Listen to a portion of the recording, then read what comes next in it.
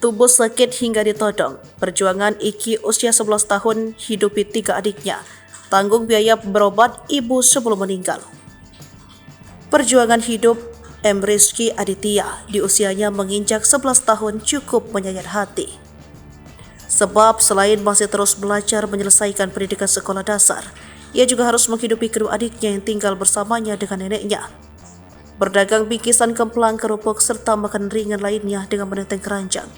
Ia harus berjalan kaki mengelilingi wilayah 2 kecamatan seberang Ulu 2 hingga kecamatan Pelaju Palembang. Ia yang tinggal di kontrakan jalan di Panjaitan, Lorong Keramat, Gang Bakti, kecamatan SU2 Palembang, berdagang siang hari usai pulang sekolah.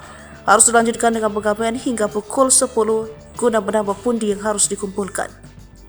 Jualan kadang sehari dapat 50.000 sampai 150.000. Itu juga jarang habis. Makanya malam harinya saya ngamen, ungkap Iki sapaannya Selasa 30 Januari 2024. Menurutnya, suka duka di jalanan sejak 3 tahun berdagang, membantu memenuhi kebutuhan keluarga banyak yang ia lalui.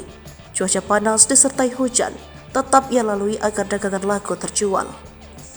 Ditodong, ditipu, bahkan dagangan dirampas, tapi saya biarkan saja. Takut mereka dendam, kata Rizky. Ia berharap ke depannya usaha maupun pendidikannya semoga sehat dan berjalan lancar. Sementara Saada, nenek Iki berkata bahwa sejak ditinggal ibunya yang sejak tanggal 14 Januari 2024, ia semakin gencar berjualan. Dirinya yang membuat masakan untuk dijual, Iki menjelaskan bahwa setelah keliling berdagang, cucunya ngamen pada malam hari. Iki hidup banyak motivasi, misalnya sehari harus minimal dapat 200.000. Jadi harus bagaimana cara harus dipenuhi. Bahkan sebelum ibunya meninggal, Iki juga membantu pengobatan ibunya setiap minggunya untuk kontrol berobat karena sakit jantung terpendam, ujarnya.